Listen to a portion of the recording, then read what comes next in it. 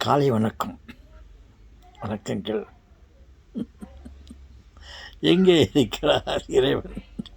அவருக்கும் வணக்கம் என்று சொன்னீர்களே தாத்தா. எங்கே இருக்கிறார் இறைவன்?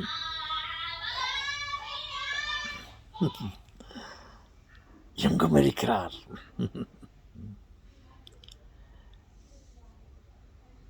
யானையிலும் இருக்கிறார்,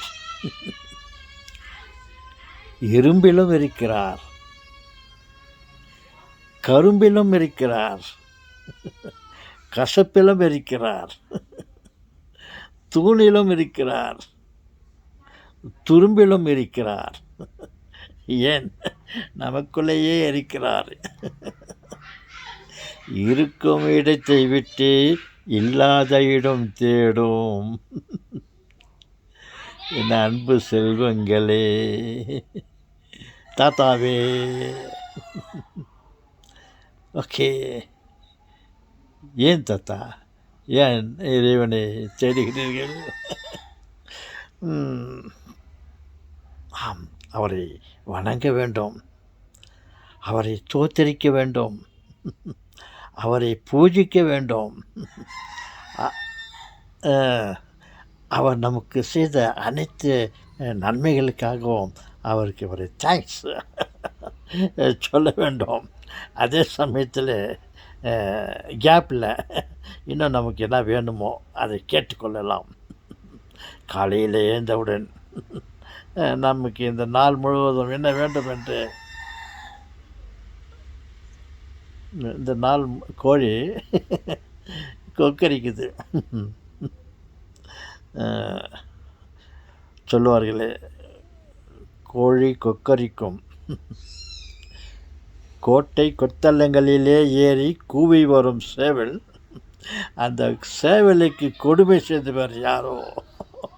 இருந்த சேவலை காணும், அட்ரஸ் இல்லை, எங்கே என்ன ஆச்சு தெரில, பசிக்கு உணவாகி விட்டதோ என்னவோ. ஓகே, என் இறைவனை தேடுகிறேன் என்றால் அவருக்கு முதலில் நன்றி செலுத்த வேண்டும். நம்மை நினைத்தாரே, அதை போலவே படைத்தாரே. நம்மை படைத்த பரமன்னனுக்கு ஒரு நன்றி சொல்ல வேண்டாமா? அதற்காகத்தான் நான் தேடுகிறேன். கண்டிப்பாக அவரை நான் கண்டுபிடிப்பேன். தேடுங்கள் கண்டடைவீர்கள் என்று சொன்னார். அதே மாதிரி தான் தேடினேன். தேடி பார்த்தால் எறும்பிலும் இருக்கிறார், துரும்பிலும் இருக்கிறார். அந்த கோழி கூவுகிறது, அதிலும் இருக்கிறார்.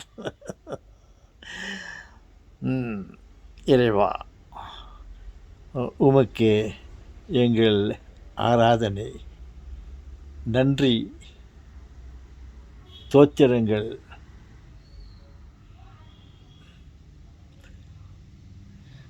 ஓகே, இந்த ராவெல்லாம் எங்களை காப்பாற்றினீரே, நன்றி தந்தையே. அதே போல் இந்த நாள் முழுவதும் எங்களை காத்தருளும், காத்தருள்வீர் இறைவா.